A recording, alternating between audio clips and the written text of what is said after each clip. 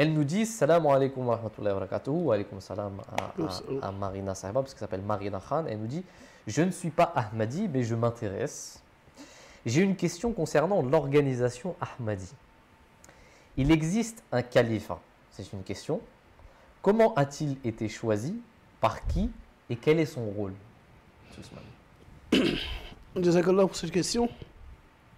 Alors, comme je disais tout à l'heure, dans le hadith, Rasulullah sallallahu alayhi wa sallam, il a dit dans un des hadiths que quand le Mahdi viendra, il n'ajoutera rien, il ne retirera rien à ma religion. Ok. Il suivra sa sunna. L'Ahmadiyya, nous l'avons toujours dit, nous répétons, c'est ce que nous prouvons dans toutes les émissions, depuis qu'Omar répond. Omar Saïb, par respect pour Omar. Nous, c'est ce que nous démontrons. Ouais. Comment était élu le premier calife? Abu Bakr Siddiq, comment était élu Omar ibn Khattab, Ousmane ibn Affan, Ali. Si les personnes connaissent l'histoire de l'islam, comment un calife devenait calife, bah, ils comprendront que l'Ahmadiyya ne peut pas faire autrement que la même chose qui s'est passée après la mort de Rasulullah sallallahu alayhi wa sallam. Il ne faut pas oublier que Rasulullah sallallahu alayhi wa sallam, quand il a énuméré les différentes étapes après la mort du prophète sallam, le royaume tyrannique, ainsi de suite, il dit ensuite reviendra le khilafa ala minhaj an-nubuwah. Le khilafa est élu par Dieu, il est nommé par Dieu, mais à travers une shura. La shura, ce sont les personnes reconnues par la communauté comme des gens intègres et honnêtes, des gens qui sont dignes d'accéder dans cette shura, d'être élus dans cette shura-là, qui participent après des prières à une élection de celui qui sera le calife. Et il y a un président qui dirige l'élection, et il y a les Umara, les représentants de l'Ahmadiyya dans tous les pays du monde, ainsi que d'autres personnes qui sont des personnes reconnues pour leur piété, qui sont là et qui votent pour élire le calife. Généralement, c'est à l'unanimité que ça se fait. Okay? Donc, majoritairement, les personnes votent et choisissent une personne, et ensuite, cette personne, son nom est entériné par le président, a annoncé à la communauté des croyants qui attendent le nom de celui qui sera le calife. Sachant que le nouveau calife l'ancien calife ne peut être enterré sans l'élection du nouveau calife. C'est le nouveau calife qui enterre le calife précédent. Ensuite, la deuxième question, c'était son rôle. Son rôle. Le rôle du calife au sein de l'islam, il est avant tout un rôle spirituel et politique. Je m'explique. J'ai fait exprès de mettre politique. Il est avant tout spirituel. Car en fait, il doit veiller à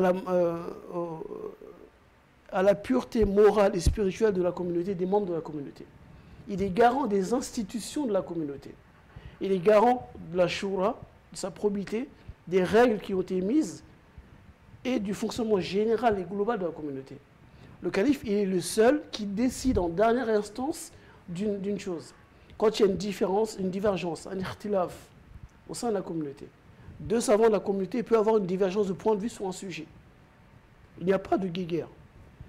On soumet au calife les deux points de vue, les trois ou les quatre ou cinq points de vue. Le calife, il est le seul, en dernier recours, à décider de ce qu'il va trancher dans ce qui va être fait. Il n'y aura pas de divergence après ça. Dans le Jamaat Ahmadiyya, il n'y a jamais eu cette chose, et par grâce à Allah, ça continue ainsi.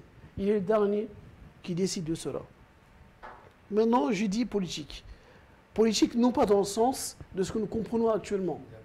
Pas du tout. Quand je parle de politique, je parle de la gestion des hommes. La gestion administrative, okay, et la gestion des hommes, bien sûr. Il n'est pas seulement à donner des conseils spirituels aux gens. Il n'est pas là seulement pour diriger la prière. Il n'est pas là seulement pour faire des nikas, comment on appelle, célébrer les mariages. Il n'est pas là que pour ça.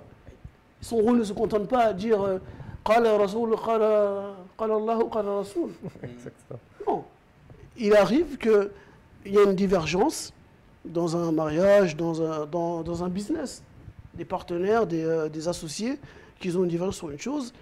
La question a été transmise à l'instance qui est chargée, Islah, le comité Islah, un comité qui est là pour essayer à l'amiable de trouver une solution. Et si les gens n'obtempèrent pas, le calife prend une décision qui permet de rétablir l'ordre au sein de la communauté. S'il n'y a pas de calife, il n'y a pas d'unité. S'il n'y a pas de calife, il n'y a pas d'ijma. S'il n'y a pas de calife, il n'y a pas de umma. Quand j'entends le terme Ahl Sunnah wal Jama'a, c'est étrange d'entendre ce terme. Ahl Sunnah wal Jama'a, on s'adresse à qui? De quelle époque on parle? Aujourd'hui, dans la umma islamique, il n'y a pas de umma islamique. Car il n'y a pas d'unité, il n'y a pas de leader, il n'y a pas de calife.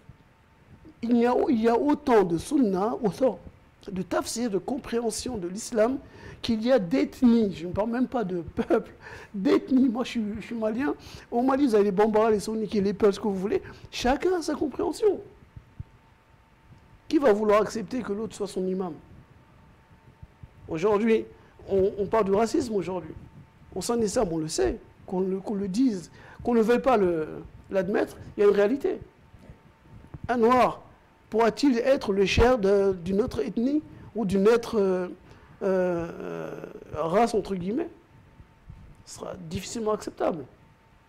On le sait aujourd'hui ce qui se passe. Par contre, quand vous avez le khilafat, il est celui qui tranche dans les divergences, qui unifie, qui guide et qui tranche dans les divergences qu'il peut y avoir dans la communauté. Sans calife, il n'y a aucune bénédiction. Le monde musulman a perdu le khilafat. Pourquoi? Ils ne sont pas montrés à la hauteur du khilafat. Abu Bakr Siddiq, radiallahu anhu, il est le seul qui n'a pas été assassiné. Omar ibn Khattab a été assassiné.